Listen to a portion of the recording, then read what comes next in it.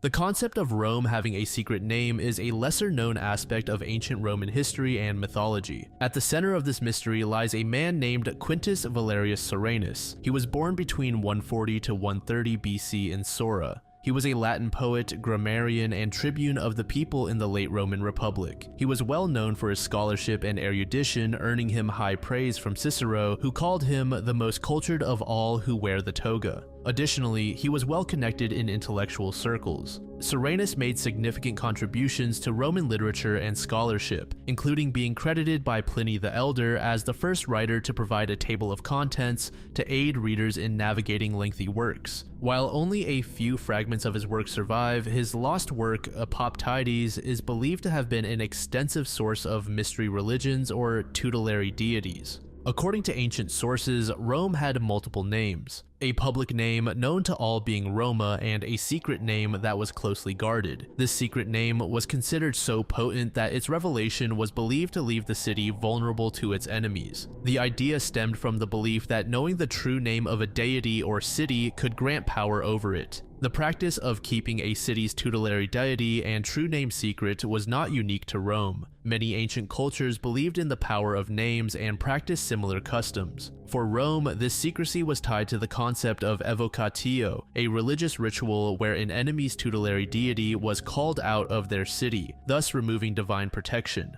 By keeping Rome's true name hidden, it was thought to prevent enemies from performing this ritual against Rome itself. The secret name was reportedly known only to a select few, likely including the Pontifex Maximus, aka the chief priest of Rome, and possibly certain other high-ranking priests. It was said to be uttered only during specific, highly secretive religious ceremonies. Revealing this name to unauthorized individuals was considered both a religious sacrilege and an act of treason against the state. It's said the goddess Angerona played a crucial role in protecting Rome's secret name. Her festival, the Angeronalia, was celebrated on December 21st. Statues of Angerona depicted her with a finger to her lips or with her mouth bound and sealed, symbolizing the importance of keeping the secret. Some scholars have even speculated that Angerona itself might have been the secret name, though this remains conjecture. While the exact secret name remains unknown, various theories and suggestions have emerged over time. According to the late antique grammarian Servius, the secret name may have been Valentia. Valentia is a Latin word meaning strength or valor, which could be seen as a translation of the Greek Rome with an H, meaning strength, from which Roma is derived. Some sources suggest that Amor may be another possibility. This is simply Roma spelled backward. This theory ties into the concept of palindromes having magical properties in ancient thought. A third theory suggests the name Flora.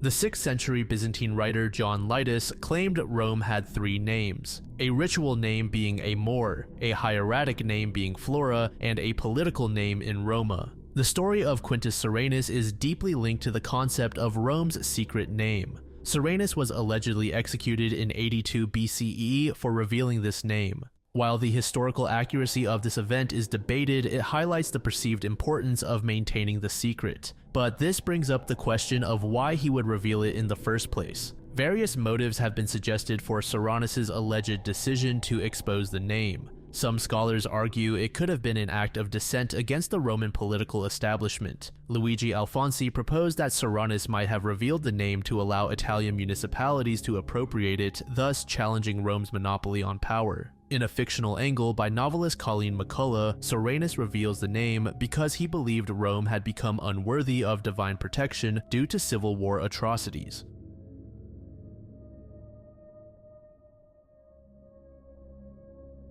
This next entry revolves around a theory that is commonly known as the Him Mystery. In 2012, the celebrity gossip world was shaken by a mysterious commenter known as Him with 4 total M's on the website Crazy Days and Nights. This anonymous figure began posting detailed allegations about Hollywood scandals, covering topics from call girl rings to pedophilia and rape.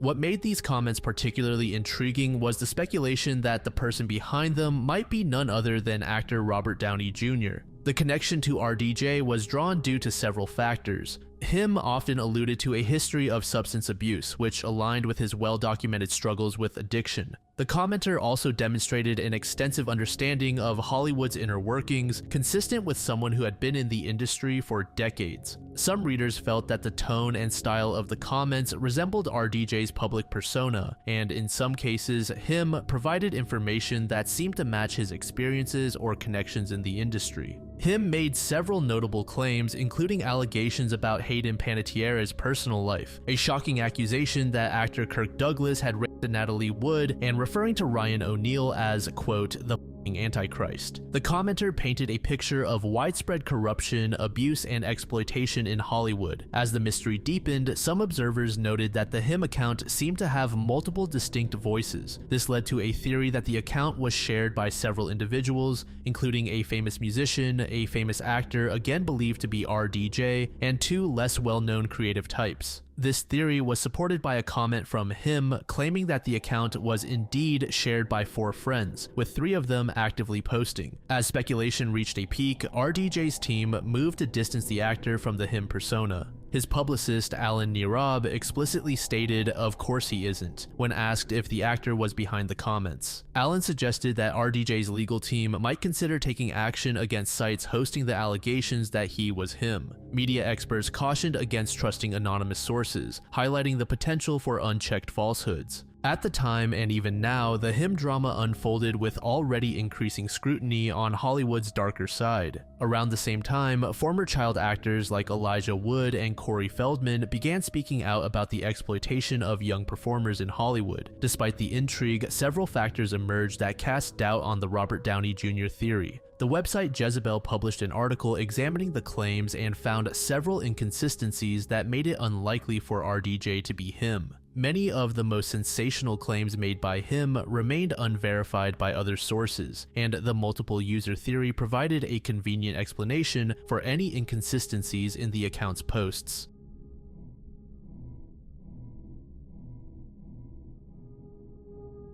From May 1918 to October 1919, the Axeman of New Orleans terrorized the city and its surrounding areas, leaving behind a trail of brutal attacks and enduring myths. The city had seen a significant influx of Italian and Sicilian immigrants in the late 19th and early 20th centuries. Many of these newcomers found economic success through small businesses, particularly grocery stores. However, they faced considerable discrimination and were often viewed with suspicion by other residents. Existing tensions and stereotypes about Italian Americans, including widespread beliefs about organized crime and the so-called Black Hand extortion racket, formed the setting in which the Axeman worked within. The first confirmed attack occurred on May 23, 1918, targeting Joseph Maggio and his wife Catherine. Joseph, an Italian grocer, and Catherine lived in an apartment above their grocery store on the corner of Upper Line and Magnolia Streets. In the dead of night, the killer broke into their home and committed a horrific act of violence. The Axeman slit both Joseph's and Catherine's throats with a straight razor, then proceeded to bludgeon them with an axe. The attack was so violent that Catherine was nearly decapitated. The scene was discovered the following morning by Joseph's brothers, Jake and Andrew Maggio, who also lived in the building but claimed to have heard nothing during the night. Upon investigation, police found that the killer had cut a panel out of the rear door to gain entry. Strangely, nothing was stolen from the Maggios, ruling out robbery as a motive. A bloody axe belonging to them was found in the bathroom, and the murder weapon was later discovered on a neighboring property. This razor was identified as belonging to Andrew Maggio, who had removed it from the shop for repairs 2 days prior to the murders.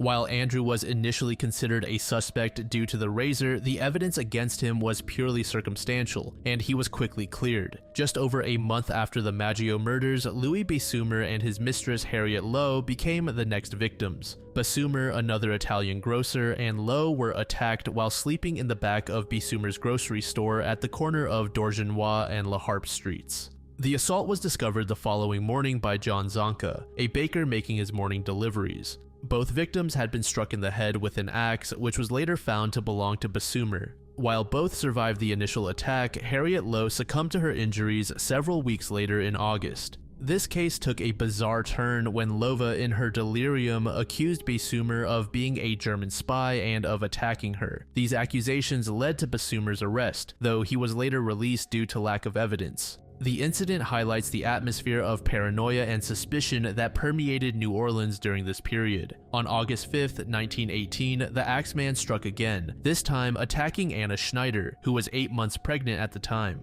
Schneider awoke in the middle of the night to find a dark figure looming over her bed. Before she could react, she was struck in the face with an axe. Despite the severity of the attack, both Schneider and her unborn child survived. She gave birth to a healthy baby girl just 2 days after the assault. Schneider's husband, who was away on business at the time of the attack, rushed home upon hearing the news. This incident marked a turning point from the Axeman's previous pattern of targeting Italian grocers, leading some to question whether it was truly part of the same series of crimes. Just 5 days after the Schneider attack, the Axeman claimed another victim. Joseph Romano, an elderly man, was attacked in his home on Tonti Street. Romano's nieces, Pauline and Mary Bruno, who were staying with him, were awakened by strange noises coming from their uncle's room. Upon investigating, they saw a large axe-wielding man fleeing the scene. Romano had been struck in the head with the axe and, despite being rushed to Charity Hospital, died 2 days later from his injuries. The Bruno sisters provided the first eyewitness description of the Axeman, describing him as a dark-skinned, heavy-set man wearing a dark suit and a black slouch hat. After a lull of several months, the Axeman struck again, this time in the suburb of Gretna. The victims were Charles and Rosie Cortimiglia and their 2-year-old daughter Mary. Neighbors were alerted by Rosie's screams and rushed to the scene. They found Charles and Rosie severely injured, with Rosie clutching the lifeless body of little Mary. All three had been struck with an axe.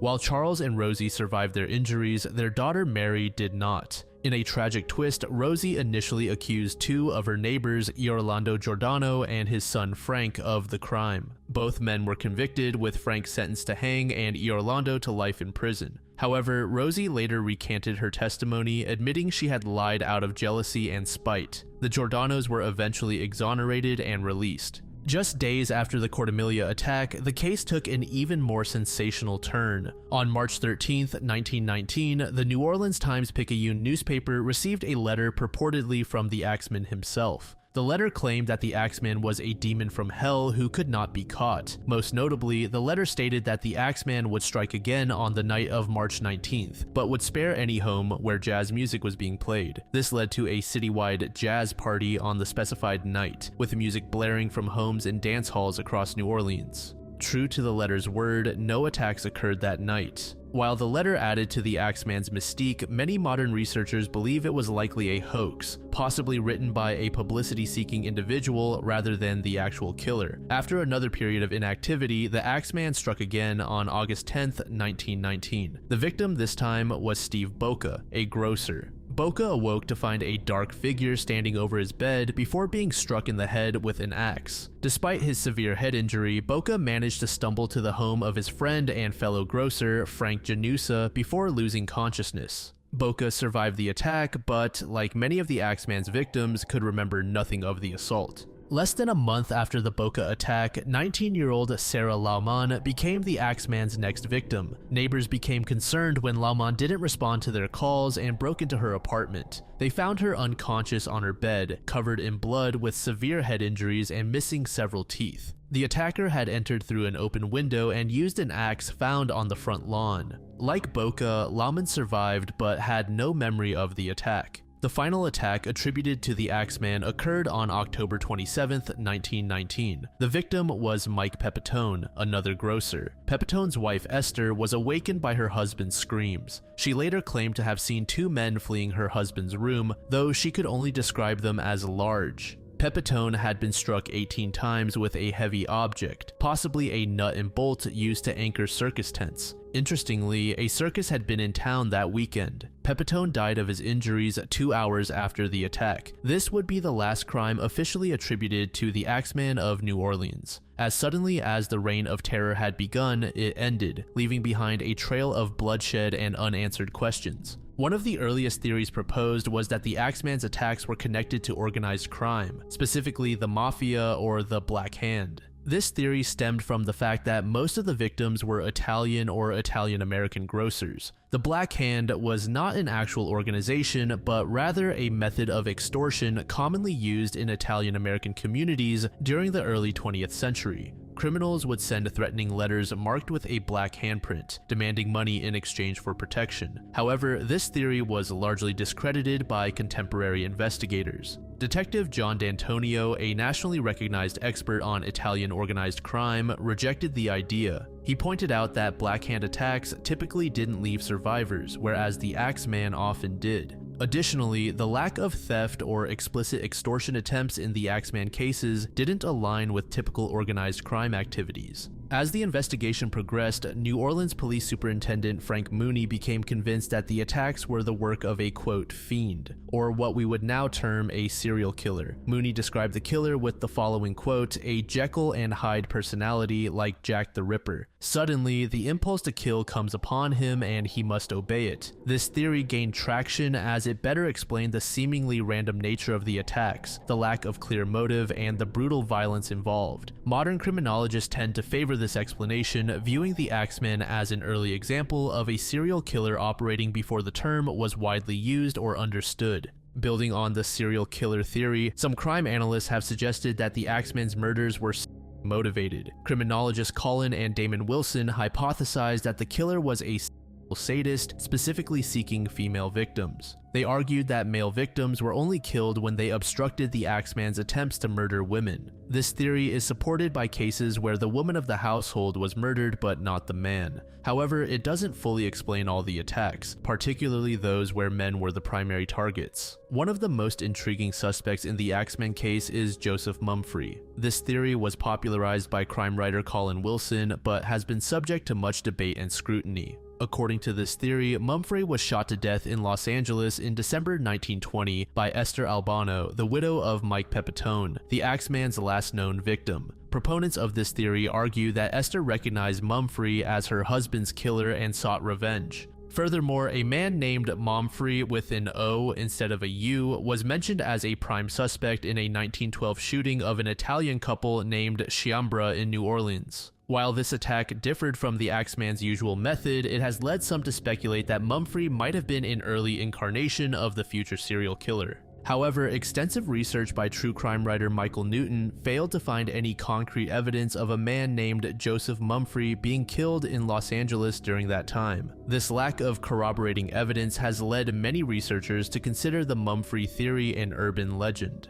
Another potential suspect was proposed by scholar Richard Warner, Frank Doc Mumfree, who used the alias Leon Joseph Monfree. Warner's research suggested that Mumfree's jazz business thrived during the Axeman's reign of terror, potentially benefiting from the killer's infamous letter demanding that people play jazz music. While intriguing, this theory lacks substantial evidence linking Mumfree directly to the crimes. It remains one of many speculative attempts to identify the Axeman. Some researchers have proposed that not all the attacks attributed to the Axeman were actually committed by the same person. This theory suggests that copycat killers or unrelated criminals might have taken advantage of the Axeman hysteria to commit their own crimes. This theory is supported by the fact that some of the attacks attributed to the Axeman deviated from his usual modus operandi. For instance, the attack on Sarah Laumann in September 1919 involved entry through a window rather than the typical back door, leading some to question whether this was truly the work of the Axeman. Given the prevalence of vendettas in the Italian-American community of New Orleans at the time, some investigators considered the possibility that at least some of the attacks were the result of personal or business rivalries rather than the work of a single serial killer. This theory was particularly favored by the Gretna authorities in their investigation of the Cordemelia attack.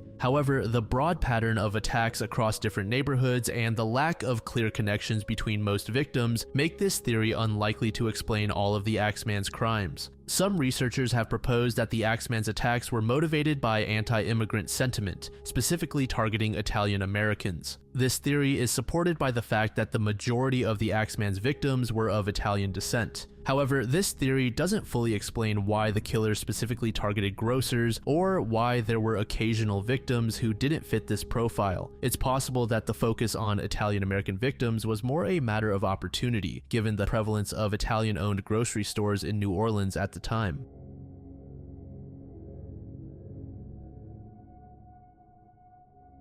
Benjamin Solari Parravicini, often referred to as the Nostradamus of America, was an Argentine artist and alleged psychic who gained fame for his claims that he had the ability to predict future events through his drawings and writings. Born on August 8, 1898 in Buenos Aires, Argentina, Benjamin's life and work have become the subject of fascination, controversy, and debate among believers and skeptics alike. Parravicini was born into a standard family in Buenos Aires. His father, Benjamin Thomas Solari, was a respected psychiatrist who had also served as a congressman in local politics. His mother, Dolores Parravicini Noriera, was responsible for raising Benjamin and his 7 siblings. As the eldest of 8 children, he was affectionately nicknamed Pelon, meaning hairless or bald, due to his early hair loss. From a young age, Benjamin claimed to have experiences with supernatural beings. He reported seeing fairies, goblins, and angelic entities in the gardens of his family's estate in the Palermo neighborhood of Buenos Aires. These encounters were said to have occurred frequently, especially during summer stays at their country house. He dedicated his life to painting and achieved considerable success in his artistic endeavors. His career highlights include participating in an art exhibition in Buenos Aires in 1927, where he received praise from then-president of Argentina, Marcelo Torquato de Alvear.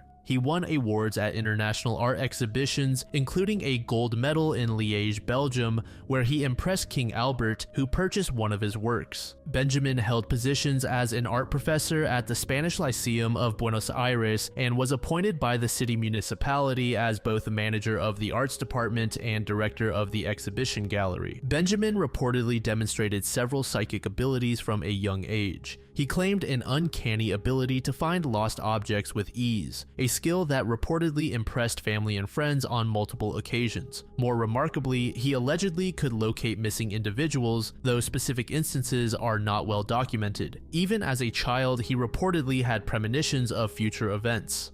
One notable early prediction was his mention of, quote, a war that would go off in 14. Which some interpret as a foreshadowing of World War I. The most significant aspect of these claimed paranormal abilities was his creation of psychographies, prophetic drawings accompanied by written messages. This practice began in 1936 and continued until 1972, just 2 years before his death. Benjamin claimed that his hand was guided by external forces when creating these drawings, often saying he could produce them even in complete darkness. He reported hearing voices and receiving visual impressions or mental images of future events during the process, which he would then attempt to capture in his drawings. Over the course of nearly 4 decades, he produced more than 1,000 of these prophetic drawings, covering a broad spectrum of topics from technological advancements and scientific discoveries to political events and natural disasters. Supporters of the man point to numerous instances where his psychographies seemingly predicted major world events with uncanny accuracy. Some notable examples include the launch of Sputnik 2 in 1957, the atomic bombings of 1945, the September 11th attacks in 2001, the development of artificial insemination, and the Cuban Revolution.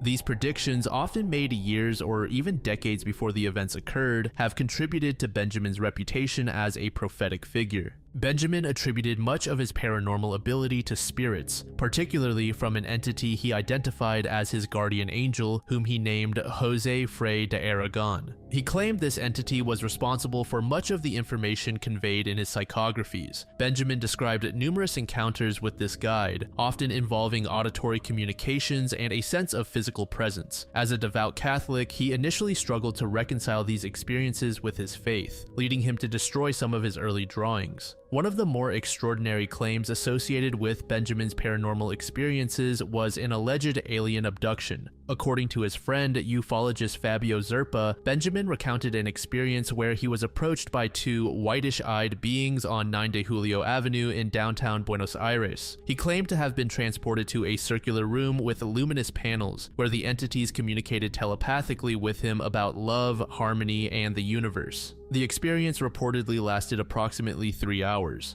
One of the primary criticisms of the prophecies is their inherent vagueness and ambiguity. Skeptics argue that many of his drawings and accompanying texts are open to multiple interpretations, making it easy to retrofit them to various events after they have occurred. This ambiguity allows for a wide range of possible meanings, which critics say diminishes the predictive value of his work. For example, his drawing of the Statue of Liberty with buildings falling in the background has been interpreted as a prediction of the September 11th attacks. However, skeptics point out that this image could be applied to various events or symbolic interpretations of American decline, and it only gained significant attention after the 2001 attacks. Another point of contention is the lack of specific dates or detailed descriptions in many of the predictions. Critics argue that truly valuable prophecies should provide clear timeframes and specific details about predicted events. The absence of such specificity in Benjamin's work makes it easier to apply his predictions to a wide range of events across different time periods. For instance, his prediction about the atom will thunder in 45 has been linked to the atomic bombings of Hiroshima and Nagasaki. However, skeptics point out that the phrase is vague and could be interpreted in multiple ways, not necessarily referring to a specific year or event.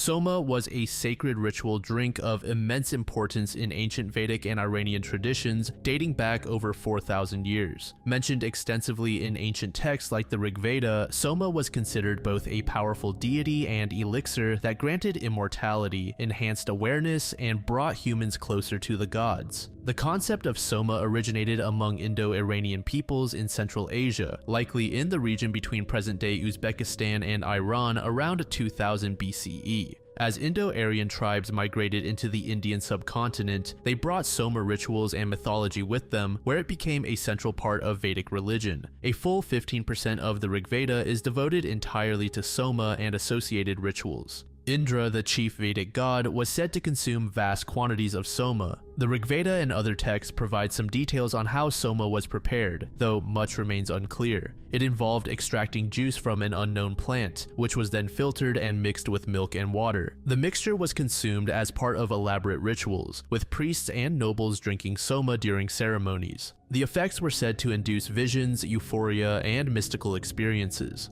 The preparation process took on great symbolic significance, with each step representing cosmic and spiritual principles. The mixing of Soma was compared to a king conquering territory or the sun's journey through the heavens. Some of the leading candidates that have been proposed include the fly agaric mushroom Amanita muscaria, ephedra, cannabis, Syrian rue, psilocybin mushrooms, and blue lotus. Each of these candidates has its proponents and critics, with debates centering on how well they match the physical descriptions and reported effects of Soma in ancient texts. A recent theory proposed by Dr. Matthew Clark suggests Soma may have been a combination of plants similar to ayahuasca, containing both MAO inhibitors and DMT. This hypothesis combines plants to produce powerful visionary effects, which could explain the diverse properties attributed to Soma. The preparation process is similar to ayahuasca, and the purgative effects match Vedic descriptions. The rituals also resemble some ayahuasca ceremonies. While intriguing, this theory requires further research to identify specific plants native to the region that could have been combined in this way. The search for Soma's true identity remains an active area of scholarly debate and research. Key issues include reconciling physical descriptions with psychoactive properties,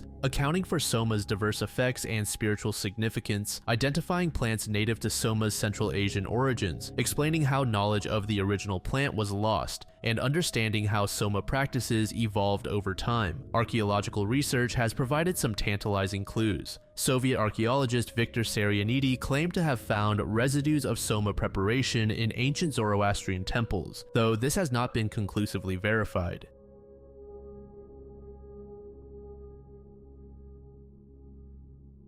Kurt Gödel, a renowned Austrian-American logician and mathematician, is well respected in his field. However, a lesser-known but intriguing aspect of his life involves what has come to be called Gödel's loophole, an alleged flaw in the United States Constitution that Kurt claimed could allow for the legal establishment of a dictatorship or authoritarian government. The story of this loophole originates from his preparation for the US citizenship test in 1947. Being a meticulous thinker, he decided to study the US Constitution thoroughly before his examination. During this process, he claimed to have discovered a logical inconsistency or loophole in the document. On December 5, 1947, in Trenton, New Jersey, Kurt took his citizenship exam. He was accompanied by his friends Albert Einstein and Oscar Morgenstern, who were to serve as his character witnesses. The examining judge, Philip Foreman, recognized Einstein and invited all three men into his chambers. During the exam, an exchange occurred that has since become legendary in both mathematical and legal circles. When Judge Foreman mentioned that a dictatorship like the one Kurt had escaped from was not possible in America, Kurt replied, "On the contrary, I know how that can happen."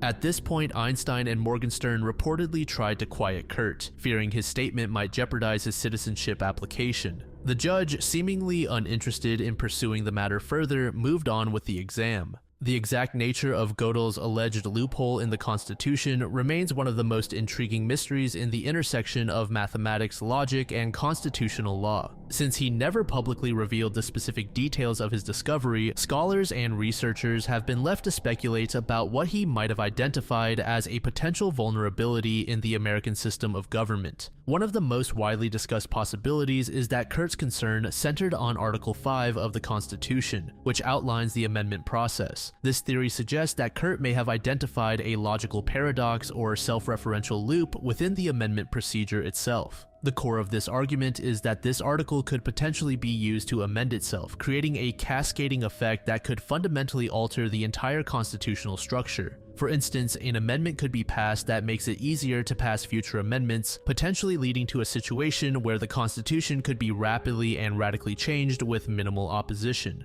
This theory aligns well with Kurt's work on self-referential systems and his incompleteness theorems. Just as he demonstrated that mathematical systems contain statements that cannot be proved within the system itself, he may have seen a similar paradox in the Constitution's ability to modify its own rules for modification. Another possibility is that he identified potential vulnerabilities in the system of checks and balances, particularly concerning presidential powers. He might have envisioned scenarios where a president could gradually accumulate power by exploiting ambiguities or gaps in the constitutional limits on executive authority. For example, Kurt might have considered the potential for abuse of the president's role as commander-in-chief, the power to issue executive orders, or the ability to appoint key officials. He may have seen ways in which these powers could be incrementally expanded over time, especially if supported by a compliant Congress or Supreme Court. Some scholars have suggested that Kurt might have identified vulnerabilities in the Electoral College system. He may have recognized that the winner-take-all approach used by most states could potentially allow a candidate to win the presidency without securing the popular vote, potentially undermining the democratic principle of majority rule. Furthermore, he might have considered scenarios where manipulation of state-level electoral processes could have outsized impacts on national elections, potentially allowing a minority to exert disproportionate control over the federal government. These are just a few of the theories that have been proposed over time. It's well documented that Kurt suffered from paranoia and other mental health issues throughout his life. These conditions likely influence his perception of the world around him, including his interpretation of legal and political systems. His paranoia may have made him particularly sensitive to potential threats to democracy and more inclined to see vulnerabilities where others might not. His personal experiences also played a significant role in shaping his worldview. Having lived through the rise of fascism in Europe and the annexation of his native Austria by Nazi Germany, Kurt had first-hand experience of how quickly a democratic system could be subverted and transformed into an authoritarian regime. This traumatic experience likely heightened his awareness of potential threats to democratic institutions and may have made him more prone to identifying possible weaknesses in the US constitutional system.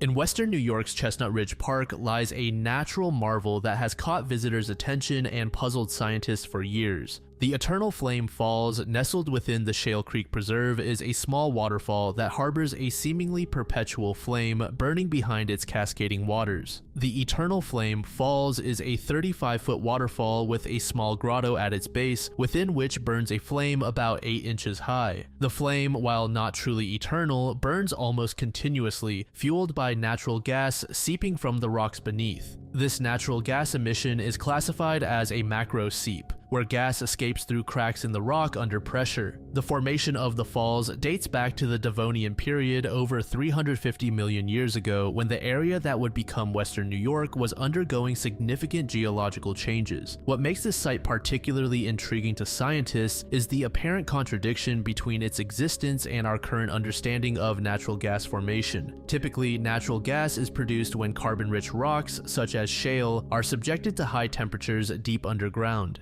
However, the shale beneath the Eternal Flame Falls is cooler than expected, younger than typical gas-bearing shale, and located at a shallower depth of approximately 400 meters below the surface. Despite these factors, which should theoretically preclude significant gas production, the falls continue to emit a steady supply of flammable gas. A 2013 study revealed details about the gas emitted at the Eternal Flame Falls. The seep emits approximately 1 kilogram of methane per day, with unusually high concentrations of ethane and propane, much higher than typically found in natural gas seeps. Unlike many other seeps where bacteria in the soil convert methane to carbon dioxide, no such conversion occurs here. These unique characteristics have led scientists to propose several theories to explain this phenomenon, including the possibility of tectonic activity allowing gas to travel from deeper sources, an unknown geological mechanism enabling gas production at lower temperatures, or the presence of a catalyst capable of breaking down shale in cooler conditions.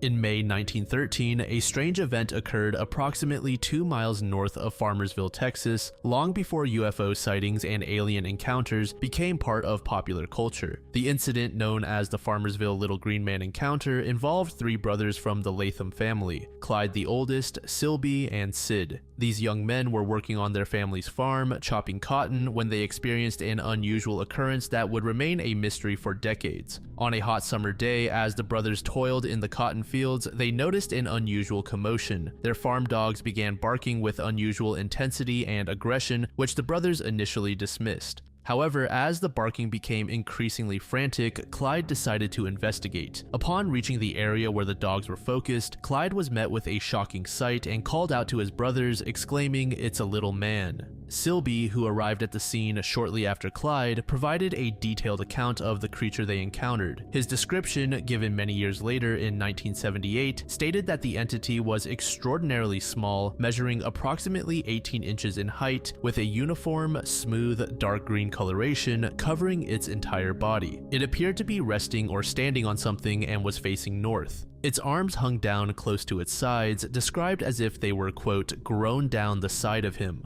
The being wore what was described as a kind of hat reminiscent of a Mexican hat, which seemed to be an integral part of the creature's body rather than a separate article of clothing. The entity appeared to be unclothed, and everything about it, including its hat, looked like a rubber suit. Silby couldn't recall specific details about the creature's feet, but mentioned that it didn't seem to be wearing shoes. According to Silby's account, the small entity remained motionless during their encounter. He speculated that the creature was likely paralyzed with fear, stating, "He just stood still. I guess he was just scared to death." Unfortunately, the encounter took a gruesome turn when the farm dogs, which had been barking ferociously, attacked the small being. Silby recounted, "Right after we got there, the dogs jumped him. The attack was swift and brutal, resulting in the creature's death." After the dog's attack, the brothers were left with the remains of the creature. Silby described it as a bloody carcass. Upon examination, they noted that the internal organs of the being bore a resemblance to human organs. However, the ultimate fate of these physical remains is unknown. Despite the intriguing nature of the account, several factors make it difficult to verify or investigate further. The significant gap between the event in 1913 and its reporting in 1978 complicate verification efforts. Given the rural setting and the era, it's unlikely that any official records or news reports from 1913 exist to corroborate the story. By the time the story became public, many potential witnesses, including 2 of the 3 brothers, had likely passed away. While the account mentions physical remains, there's no indication that these were preserved or studied.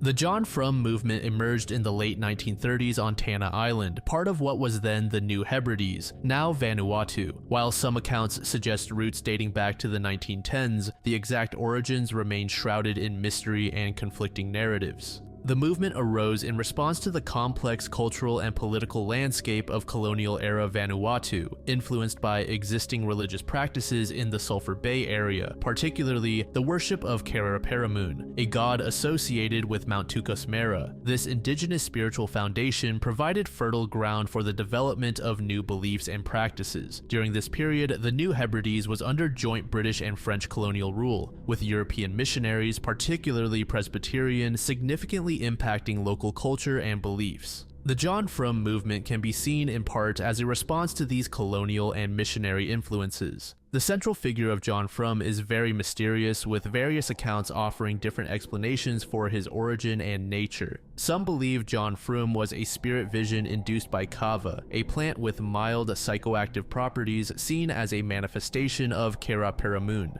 Another account suggests that a native man named Manahivi, using the alias John Frum, appeared among the people of Tanna dressed in Western-style clothing. The name John Frum is often interpreted as a misunderstanding of John from America, or simply John from somewhere not of Vanuatuan origin. The John Frum movement developed a set of beliefs and promises that resonated deeply with the people of Tanna. These included the rejection of Western influence, urging followers to reject aspects of European society, including money, Western education, and Christianity. The movement emphasized a return to traditional customs, or custom in Bislama, the local pidgin language. John Frum promised that if his instructions were followed, he would bring wealth and prosperity to the people. In many versions of the belief, John Frum was associated with America, promising to bring American goods and technology. The movement also prophesied that all white people, including missionaries, would depart the New Hebrides, leaving their goods and property for the native Melanesians. The John Frum movement gained significant momentum in the early 1940s, coinciding with World War II and the arrival of American troops in the region. In 1941, followers of John Frum engaged in a dramatic rejection of European influence, spending their money in a frenzy, leaving missionary churches, schools, villages, and plantations, and moving inland to participate in traditional feasts, dances, and rituals. This action alarmed the colonial authorities, who sought to suppress the movement by arresting a Tannese man claiming to be John Frum, publicly humiliating him, and exiling him along with other movement leaders to another island in the archipelago. The arrival of American troops during World War II had a profound impact on the John Frum movement. Approximately 50,000 American troops were stationed in the New Hebrides, bringing an enormous amount of supplies, or cargo, which seemed to fulfill John Frum's prophecies.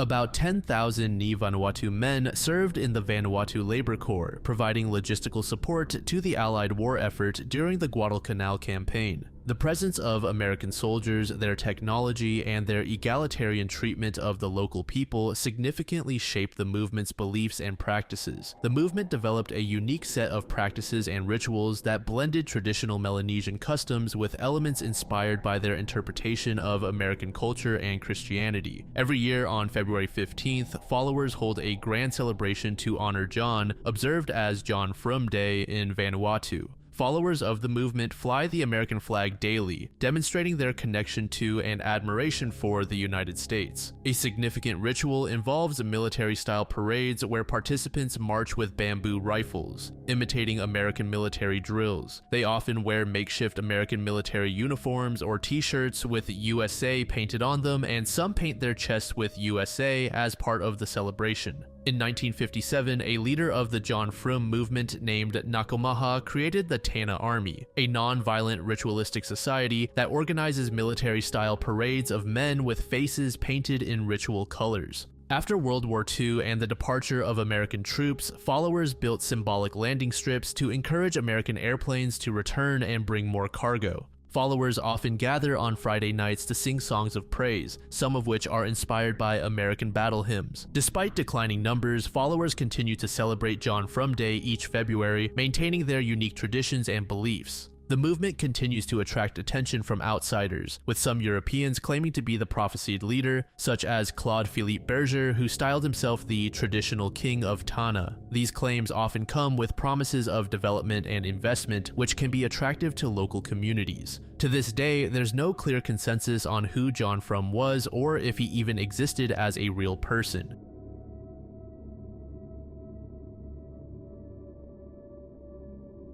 This next entry is going to be really short as there really isn't much info out there on it. During the Long Beach sting operation in the show To Catch a Predator, someone had posted a warning to Craigslist stating that Dateline was there. Additionally, during the shooting of another episode in Ohio, a similar warning was also posted online. Nobody knows how information regarding their schedules leaked, leading to speculation that someone within the crew had warned predators themselves to stay out of the area.